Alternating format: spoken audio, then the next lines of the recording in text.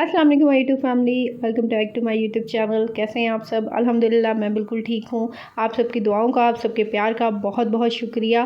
और अभी मैं कल ही मैसेजेस देख रही थी, कल रात को, तो मुझे ऐसे एक लड़की का डीएम आया हुआ था कि मेरी अभी नई नई शादी हुई है और वो बोल रही थी कि मेरी जो है, मैं जॉइंट फैमिली में मेरी शादी हुई है, मैं बहुत ज़्यादा इनोसेंट हूँ, बहुत मासूम हूँ और मुझे नहीं पता कि किस तरह कैसे मैनेज करना है सारा कुछ। तो अभी मेरी शादी जो है 1 वीक हुआ है शादी को, तो आप मुझे कुछ बताएं क्या करना है। तो मैंने कहा चले आप लोगों के साथ शेयर करती हूँ कि ये जो जॉइंट फैमिली के होता है ना, ये रियली थोड़ा सा टफ़ होता है जॉइंट फैमिली में रहना। लेकिन जहाँ जॉइंट फैमिली के थोड़े से हैं नुकसान, लेकिन वहाँ फ़ायदे भी हैं जॉइंट फैमिली के।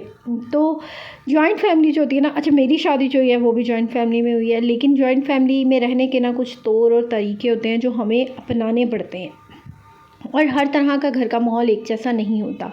सबसे पहले ये जो मेरी वीडियो अगर आप देख रहे हैं, अगर आपकी बहन की शादी है, आपकी नंद की शादी है, तो लाजमी उसके साथ ये वीडियो लाजमी शेयर कीजिएगा, तो बहुत फ़ायदेमंद होने वाली है उनके लिए। अच्छा, मैं आप लोगों के साथ कुछ पॉइंट शेयर करूँगी जॉइंट फैमिली के हवाले से कि मतलब हम लोग किस तरह रह सकते हैं जॉइंट फैमिली में। हाँ, थोड़ा सा मुश्किल होता है, एक टफ़ होता है, स्पेशली उस लड़की के लिए जो लड़की पीछे से मतलब एक अकेली है माँ बाप की, या एक ऐसे घर से आ रही है जहाँ पे कोई मतलब चाचा ताया, ऐसे कोई ताई ताया, यानी वो नहीं है उनके पास, यानी वो सिंगल अपने घर में रहते हैं अलग से, तो ऐसे घर से आ रही है। तो पहली बात तो ये कि उसके पेरेंट्स को भी सोचना चाहिए कि यार हमारी बेटी किस माहौल में है। और वो आगे शादी एक लड़के को देख के इतनी बड़ी फैमिली में कर देते हैं, मतलब उनके 5-5 6-6 बच्चे होते हैं, बहनें होती हैं, और मतलब फिर जाहिर है वो लड़की को ऑटोमेटिक प्रॉब्लम ही होती है, प्रॉब्लम फेस करना पड़ती है। पहले तो यार आप लोग खुद ही देख के करें, वरना अगर आपको लगता है कि हमारी बेटी इस माहौल में एडजस्ट कर जाएगी तो आप लोग करें, ज़रूर करें। लेकिन वही बात है, लड़की को भी थोड़ा सा आपको समझा के भेजना चाहिए। अब ये जो आजकल मैंने ये देखा है कि मैंने खुद बहुत ऐसी एग्जांपल्स देखी हैं कि यानी लड़की शादी करके जाती है, वहाँ जाके जी लड़की को होता है, देखिए आप एक अकेली बंदी हैं, आगे माशाल्लाह से पूरी फैमिली बैठी है, मतलब 8-9-10 लोगों की एक पूरी फैमिली है, नहीं है तो 5-6, मतलब वो पूरी फैमिली एक बैठी है। अब वो जो एक लड़की होती है उसका क्या मुतालबा होता है कि भाई सारे मेरे मुताबिक चलें या मेरे उसमें डल जाए। नहीं, ऐसे नहीं होता। आप जा रही हैं, आपको उनके रंग में रंगना है, आपको उनके उसमें ढलना है, आपको उनके तौर तरीके अपनाने हैं, वहाँ पे अपने तौर तरीके नहीं चलाने, आपको उनके तौर तरीक़ों को अपनाना पड़ेगा। आपको देखना पड़ेगा वो कब उठ रहे हैं, कब जाग रहे हैं, कब सो रहे हैं। बाकी ये कि हर किसी की अपनी लिमिट होती है। देखिए आप अपनी वो लिमिट क्रॉस नहीं करें। पहली बात ये है कि लिमिट में रहें। हर चीज़ जो होती है ना जॉइंट फैमिली में भी एक लिमिट में अच्छी लगती है। अगर आप सिंगल भी रह रहे हैं ना, मतलब अलग घर में भी रह रहे हैं, जॉइंट फैमिली से हट के भी रहे, तब भी हर चीज़ लिमिट में अच्छी लगती है। हाँ, थोड़ी सी प्रॉब्लम फेस करनी पड़ती है, थोड़ी सी मुश्किलात होती हैं, लेकिन आजकल जो होता है ना बिल्कुल बर्दाश्त नहीं है वो वाली बात कि मतलब जाते ही लड़कियों को होता है कि बस हम लोग जो है कब्ज़ा कर लें, हमारी चल पड़े इस फैमिली में, सास भी हमारी सुने, नंद भी हमारी। वो औरत जो इस घर, जिसने ये घर बनाया, जिसने बच्चे पैदा किए, जिसने शादी की, किस तरह वो आपकी सुन लेगी? नहीं सुनेगी वो आपकी, आपको उसकी सुननी पड़ेगी। वो अगर मतलब उसके बेटा है, उसकी बेटी है, तो आप भी उसकी बच्ची हैं। वो आपको अपने मुताबिक चलाएगी, आपको उसको अपने मुताबिक नहीं चलाना उस औरत को। तो पहले तो आप अपनी बच्चियों के, जिन लोगों को जॉइंट फैमिली में भेज रही हैं, पहले तो उनको ये चीज़ रियलाइज़ करवानी है कि बेटा आपने वहाँ जाके उनको अपना घर मानना है। अच्छा, जब मैं शादी करके आई थी तो मेरी नंद सुबह कॉलेज जाया करती थी और मैं सुबह उसकी वैन आया करती थी 6 बजे, और मैं सुबह 5 बजे उठती होती थी उसके लिए नाश्ता बनाना, उसको उठाना। उठ तो वो जाती होती थी, कभी कभी मुझे उठाना भी पड़ जाता था, लेकिन मोस्टली वो खुद ही उठ जाती थी। तो यानी कि उसके लिए नाश्ता बनाना, उसको फिर, तो इसमें कोई बड़ी बात नहीं है। अगर आपकी एक उस घर में अगर एक लड़की कॉलेज जा रही है, उस घर में अगर कोई लड़का कॉलेज जा रहा है, तो आपका फ़र्ज़ बनता है आप उठ के उसको नाश्ता बना के दो। और आप हमारे यहाँ पे एक चीज़ आ गई है कि भाई इस्लाम में ये चीज़ है कि औरत पे ये ज़िम्मेदारी नहीं है, औरत पे नहीं है ज़िम्मेदारी सास ससुर का करने की। लेकिन अब इस चीज़ को पकड़ के बैठते हैं। अच्छा, बाकी चीज़ों में इस्लाम नहीं याद आता, लेकिन यहाँ पे औरत को इस्लाम याद आता है और मर्द को 4 शादियों में इस्लाम याद आता है। मैंने ये चीज़ देखी है, मैंने जहाँ तक ऑब्ज़र्व किया है, औरत को जो, या ज़्यादातर हमारे यहाँ पे 80% 90% औरतों को जी यहाँ इस्लाम यहाँ याद आता है। भाई इस्लाम में तो ये चीज़ है ही नहीं। तो देखिए आप उनके लिए इंसानियत के लिए कर रही हैं, अखलाक़तन कर रही हैं, अपने हस्बैंड की वजह से करिए। अब एक चीज़ अगर आप देखी जाए कि इस्लाम में क्या है कि मैंने शौहर है उसको सजदा, अगर खुदा के बाद किसी को हुक्म होता तो वो शौहर को होता ना सजदा करने का हुक्म। तो ये जो हमारा शौहर है जो हमें ये हुक्म देगा, हमें तो उसकी तकमील करनी पड़ेगी ना। तो हमारा शौहर हुक्म देता है भाई तुमने मेरे माँ बाप का, बहन भाइयों का करना है। लेकिन यहाँ पे हम क्या कहते हैं, नहीं भाई हमें तो इस्लाम में तो ये चीज़ जायज़ ही नहीं है। तो खैर यहाँ पे हम कोई इस्लामी उसकी नहीं, लेकिन बट मैं एक थोड़ा सा बता रही थी आपको कि यहाँ कहाँ पे जो है हम लोग इस्लाम को इस्तेमाल कर लेते हैं जहाँ पे। तो मतलब देखिए, आप अगर अपनी बेटी को भेज रही हैं तो वहाँ आप ये मत कहें ठीक है, ये जो देवरानी जेठानी के ये रिश्ते होते हैं ना, इन रिश्तों को भी एक लिमिट में रखें। मैंने देखी आप जो छोटी उम्र लड़कियों की शादी करते हैं ना, जब वो जॉइंट फैमिली में जाती हैं वहाँ पे आप देखती हैं देवरानी है जेठानी है, मतलब वो आप उससे दोस्तियाँ लगाने की लग जाती है। देखिए अब आपका रिश्ता चेंज हो गया, आपकी शादी हो गई है। एक चीज़ लिमिट, अगर आप लिमिट में रहेंगे ना उनसे, मैं यकीन मानती हूँ कि यार कभी भी लड़ाई झगड़े नहीं होंगे, आउट ऑफ लिमिट हो जाएंगे। हाँ, अगर आपको लग रहा है कि अगली बंदी ज़्यादा ही कुछ हो रही है तो ठीक है, उससे फासला कर लें। हर घर में होते हैं, मैं ये नहीं कह रही लड़ाई झगड़े एक दफ़ा दो दफ़ा होते हैं, बट कोशिश करें उसके बाद नौबत ही ना आए। मैंने आपको एक वीडियो मैंने इससे पहले बनाई थी नेगेटिव पीपल के बारे में, अगर आपने वो वीडियो मेरी देखी है कि यानी नेगेटिव लोगों से दूर कैसे रहना है, तो ये उसी पे है, यानी इग्नोर। ठीक है, अगर आपने जॉइंट फैमिली में रहना है पहले तो आपने सीख के जाना है घर से इग्नोर करना। अब इग्नोर करने का ये मतलब नहीं अगर आपको कोई चाय बनाने को कह रहा है या आपको कोई काम करने को आप उसको इग्नोर कर दें, नहीं। मैंने कहा है नेगेटिव पीपल को इग्नोर करना है, जहाँ आपको लगे आपके बारे में कोई गलत बात है उस चीज़ को इग्नोर करना है। बर्दाश्त दूसरे नंबर पे आ जाती है, बर्दाश्त बहुत इम्पॉर्टेंट है, बर्दाश्त, ठीक है ना, बर्दाश्त करना बहुत इम्पॉर्टेंट है। तीसरे नंबर पे आ जाती है ये जो हमारे माशरे में सबसे बड़ी बात हमारे यहाँ पे होती है कि यार हस्बैंड से उसकी बहन उसकी माँ की बुराई करना, उसके भाई, यानी क्या क्या मिल जाता है। अच्छा यहाँ पे समझती हैं शायद हस्बैंड हमारे कब्ज़े में और वो सुनता है, नहीं।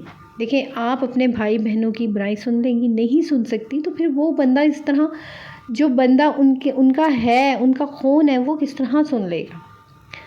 तो आप लोग ट्राई करें, कोशिश करें कि यार पहले तो ये है कि जाते ही बुराइयाँ और ये वो इन चीज़ों को मत करें। इन चीज़ों को अगर आप जितना डिस्कस करेंगे ना, आप देखिए जब आपका एक रूम होता है ना, उस रूम के बाहर झगड़े छोड़ दें। उस रूम के अंदर ना आपने अपनी सास को डिस्कस करना है, ना आपने अपनी नंद को डिस्कस करना है। आप सिर्फ अपने और अपने हस्बैंड के फ्यूचर के बारे में, आप उनके बारे में सिर्फ उनको डिस्कस करें, अपनी बातें डिस्कस करें, ना कि आप बाहर के हालात अपने रूम में। जब बाहर वाली बातें रूम में आ जाती हैं ना, वो बेड पे बैठ के डिस्कस होने लग जाती हैं, तो यकीन जाने इतना काम ख़राब होता है। मैं कहती हूँ मामलात ख़राब होने लग जाते हैं और बाहर वाले बंदों को कोई फ़र्क नहीं पड़ता, लेकिन ये जो मियाँ बीवी का रिश्ता है ये यहाँ पर आके ख़राब होना स्टार्ट हो जाता है।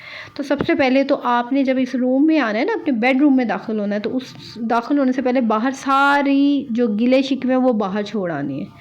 आपने रूम में आके वो नई चीज़ लेके आनी, वो टेंशनें, वो गिले शिकवे, वो बातें जो आप लोगों को जो बनी है वो सारी बाहर छोड़ आनी है।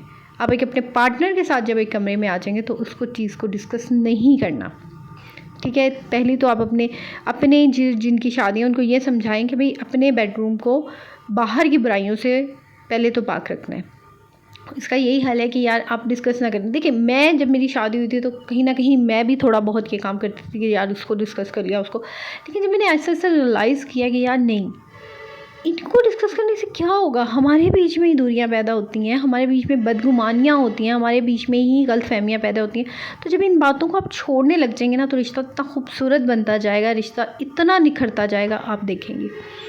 तो मैंने इन चीज़ों को छोड़ा, मैंने इन चीज़ों को छोड़ने लगी, मैंने उस लोगों को डिस्कस करना छोड़ दिया अपने पार्टनर के साथ, वो कैसा है, वो ये वो ऐसा, अपनी लाइफ पे तवज्जो देने लग गई, अपनी ज़िंदगी को देखने लग गई, अपनी और अपनी लाइफ पार्टनर की ज़िंदगी को किस तरह मज़ीद बेहतर करना है उसे देखने लग गई, बच्चों की तरफ तवज्जो आ गई। लेकिन उन लोगों को जब मैंने डिस्कस करना छोड़ा तो ज़िंदगी और ख़ूबसूरत हो गई, रियली।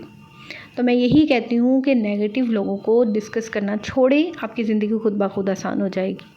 हाँ, वो आपको डिस्कस करते रहे, कोई बात नहीं, होता है दुनिया में, हर बंदा डिस्कस होता है, हर बंदे पे बात होती है, अब वो करते रहे, वो उनका फेल है। लेकिन आप लोगों ने कोशिश करनी है कि हम मत करें। तो ये असूल होते हैं, कुछ बेडरूम्स के असूल होते हैं, कुछ रूम के असूल होते हैं शायद जिन्हें हम फॉलो नहीं करते। अपने पार्टनर के साथ रहने में भी, जो कमरे में रहने का पार्टनर के साथ जो होता है ना, वो भी कुछ तौर तरीके होते हैं। तो ये कि बहुत सी बातों में खामोशी इख्तियार करना बेस्ट है। खामोशी मैं कहती हूँ बेस्ट। मतलब मैंने एक चीज़ नोट की है कि मैं पहले बहुत गुस्सा करती थी, बहुत ज़्यादा करती, लेकिन आहिस्ता आहिस्ता जब मैंने थोड़ा सा ज़िंदगी को, और स्पेशली जो हमारी मैरिड लाइफ होती है ना, मैंने जब इसके अंदर मज़ीद मेरी जैसे मेरी साल बढ़ने लगे, थोड़ा थोड़ा मुझे होने लगा, बच्चे हो गए, तो मेरे ख्याल से साल बढ़ने से कुछ नहीं होता, लेकिन जब आपके बच्चे हो जाते हैं ना, तो आप मज़ीद जो है ना, वो पता चल जाता है आपको ज़िंदगी का, यार इसको किस तरह गुजारनी है। तो फिर मुझे आहिस्ता आहिस्ता रियलाइज़ हुआ कि यार खामोशी अच्छा है। ये जो आजकल फेमिनिज़म चल रही है जी, मेरी मर्ज़ी मेरा जिस्म वाला काम, ये चीज़ छोड़ के आनी है, ये चीज़ छोड़नी पड़ेगी अपनी, है ना। ठीक है, हर इंसान की एक सेल्फ़ रिस्पेक्ट होती है, मैं ये नहीं कह रही कि आप उस सेल्फ़ रिस्पेक्ट के नीचे गिर जाएं, लेकिन अगर आप अगले बंदे की रिस्पेक्ट करेंगी, यकीन माने आपकी सेल्फ़ रिस्पेक्ट पे वो कभी भी उंगली नहीं उठाएगा, आप पे कभी रिस्पेक्ट, आपकी डिसरिस्पेक्ट नहीं करेगा आपको। लेकिन क्या होता है ना, पहले उंगली उठाई जाती है। हाँ, अगर आपको कहीं लग रहा है कि भाई ये बंदा मुझे बहुत ज़्यादा कर रहा है, या आप 1 दफ़ा इग्नोर करें, 2 दफ़ा, 3 दफ़ा इग्नोर करें, 4 दफ़ा, तो एक हद होती है बर्दाश्त की भी, तब आप बोलें। अब ये नहीं कि उसने आपको पहली दफ़ा में कहा तो आप बस पहली दफ़ा में तमाशा कर दिया और पूरे घर को इकट्ठा कर लिया, तो ऐसे नहीं है। मेरे साथ होता था, मैं बहुत ज़्यादा गुस्से की तेज़ थी, यकीन माने, लेकिन मैंने अपने खुद के गुस्से पे इतना काबू पाया, मुझे खुद को यकीन नहीं आता कि यार मैं अब इतना ज़्यादा कंट्रोल खुद पे कर लेती हूँ। इस पर भी मैंने स्पेशल वीडियो बनाई हुई है, कंट्रोल, गुस्से को कंट्रोल करना। मेरे चैनल पे सारी वीडियोस मौजूद हैं, आप लोग जाके देख सकते हैं। तो दूसरा ये है कि अपने पे तवज्जो दें, ख़ुद पे तवज्जो दें, अपनी सेल्फ़ केयर करें, अपनी ख़ुद की केयर करें, ताकि आपकी ज़िंदगी अच्छी हो, आपकी मैरिड लाइफ खूबसूरत बने, आपकी खुशहाल बने मैरिड लाइफ। आप वो बातें, नेगेटिव थॉट को छोड़ दें, पॉजिटिव थिंकिंग करें, पॉजिटिव सोचें, पॉजिटिव बातें करें। यकीन माने, जब हस्बैंड और वाइफ पॉजिटिव बातें करते हैं ना, तो मैं कहती हूँ ज़िंदगी पॉजिटिव होती जाती है। ये मैंने एक्सपीरियंस किया हुआ है। आप देखिए आपका पार्टनर कब आ रहा है, घर जब आ रहा है उसके साथ चाहे आधा घंटा, घंटा ही सही, लेकिन उसको थोड़ा सा टाइम दें, बहुत अच्छा, या ज़रूरी होता है ये चीज़। अब मेरे हस्बैंड अक्सर रात को लेट आते हैं, लेकिन मैं उनके लिए जागती हूँ क्योंकि मुझे उनको थोड़ा सा टाइम देना होता है, तो ये बहुत ज़रूरी होता है। टाइम देना मतलब कि आप बैठें, उनसे बातें करें, उनसे पूछें, उनके बारे में पूछें। तो ये कि उनकी परेशानी को मतलब करें, खुद ऐसे डिस्कस करें कि उन्हें लगा हाँ यार मेरे साथ और भी बंदा है, मैं अकेला नहीं हूँ परेशान होने वाला, मतलब ये मेरे लिए मेरे साथ खड़ा है अगला बंदा। तो ऐसे उस बंदे को बन के दिखाएं, ना कि ऐसे कि मतलब उस बंदे के सरदर्द बन जाए आप। तो ये कि ये कुछ इंपॉर्टेंट बातें हैं जो मैंने सोचा मैं आप लोगों के साथ शेयर करूं। आप लोगों को इंशाल्लाह मेरी वीडियो जो है कमेंट्स करके लाजमी बताइएगा कि आपको मेरी ये वीडियो कैसी लगी, ठीक है। तो बाकी ये है कि मुझे दुआओं में ज़रूर याद रखिएगा, जितना भी आप लोगों को प्यार देते हैं मुझे बहुत अच्छा लगता है, आप लोग मुझे कमेंट करते हैं। और कल का मेरा व्लॉग नहीं आया था, उसके लिए मुझे 1-2 लोगों ने कमेंट किया था आपका व्लॉग ने, मुझे बड़ा अच्छा लगा कि आप लोग मेरे वीडियो का वेट कर रहे होते हैं कि मतलब आपका व्लॉग नहीं आया। तो कल जो था मेरी कुछ तबीयत नहीं ठीक थी, ज़रा थोड़ा सा बच्चों पर मैं मसरूफ़ थी और मेरी तबीयत नहीं ठीक थी, ज़रा बच्चे की तबीयत नहीं ठीक थी, तो बस इसलिए ये कि कल मुझे थोड़ा टाइम नहीं मिला व्लॉग को अपलोड करने का, वॉइस ओवर करने का। तो मैंने सोचा आज आप लोगों के साथ लाजमी व्लॉग शेयर किया जाए, क्योंकि आप लोग जो है मेरी वीडियोस का इंतज़ार करते हैं, व्लॉग का मुझे बहुत अच्छा लगता है कि आप लोग इतना प्यार दे रहे हैं, इतनी मोहब्बत दे रहे हैं, इतने अच्छे कमेंट्स करते हैं, इतनी दुआएं देते हैं। तो देखिए जहाँ पे पॉजिटिव लोग होते हैं वहाँ नेगेटिव लोग तो होते ही होते हैं, तो यानी दोनों चीज़ें होती हैं। तो नेगेटिव लोग भी हैं, उनका भी बहुत शुक्रिया जो मुझे नेगेटिव कमेंट करते हैं। तो वो भी मुझे मोटिवेट ही कर रहे होते हैं एक किस्म का, जब वो मुझे ऐसे नेगेटिव कमेंट कर रहे होते हैं ना, तो उससे मैं और मोटिवेट हो जाती हूँ कि हाँ भाई चलो ठीक है, इनको नहीं पसंद तो ना देखो, मैं तो करूँगी, लेकिन जो पॉजिटिव लोग होते हैं ना उनके लिए तो फिर करना ही पड़ता है, जो इतना प्यार दे रहे हैं, इतना आपका इंतज़ार करते हैं, वेट करते हैं, फिर उनके लिए तो आपको फिर कुछ ना कुछ करना ही पड़ेगा। तो ये चीज़ है कि बस इसलिए फिर मैं यही सोची थी, मैंने कहा आप लोगों के लिए लाजमी वीडियो बनाई जाए। डेली रूटीन की होता है कि मेरा दिल करता है कि मैं आप लोगों के साथ अपनी डेली रूटीन ही शेयर करूँ रोज़ाना, बट मुझे ऐसा लगता है कि यार आप लोग बोर ना हो जाएं देख के, बट नहीं, आप लोग मुझे इतना मोहब्बत दे रहे हैं, मुझे पता है कि आप लोग बोर नहीं होंगे। आप लोग बहुत मोहब्बत और प्यार से जो है मेरी वीडियो देखते हैं, कमेंट करते हैं, मुझे वीडियो को लाइक करते हैं। तो इंशाल्लाह अब ये है कि हमारा 1K होने वाला है, जल्दी से आप लोग मेरे 1K करवा दें, इंशाल्लाह एक अच्छा सा गिव अवे करेंगे, तो उसमें मेरे ख्याल से आप लोग सब पार्टिसिपेट करेंगे, और मेरा जो गिव अवे होगा वो इंस्टाग्राम पे होना है, ठीक है। तो आप लोग इंस्टाग्राम को फॉलो कर लें अगर आप लोगों को गिव अवे में पार्टिसिपेट करना है। इंस्टाग्राम का लिंक जो है वो नीचे डिस्क्रिप्शन में है, वहाँ जाके आप लोग मुझे फॉलो कर सकते हैं। और दुआओं में याद रखें, मुझे ढेर सारी आप लोगों का प्यार मुझे बहुत ज़रूरत है, सपोर्ट की बड़ी ज़रूरत है। आप लोग सपोर्ट करते रहें, प्यार देते रहें अपना, और मुझे दुआओं में याद रखें। कोई किसी किस्म की कोई बात आप लोगों को बुरी लगी हो मेरी, उसके लिए पहले से माज़रत है, और दुआओं का शुक्रिया। ऐसे ही मोहब्बत देते रहें, ऐसी दुआएं देते रहें। इंशाल्लाह आप लोगों के लिए अच्छे अच्छे टॉपिक्स जो है मैं आखिर लेके आती रहूँगी। और चलें जी, दुआ में याद रखिएगा। वीडियो पसंद आई है, चैनल को सब्सक्राइब लाजमी करें, वीडियो को लाइक करें, कमेंट्स लाजमी करें और शेयर भी कर दें चैनल को। ओके जी, अल्लाह हाफिज़, दुआ में याद रखिएगा।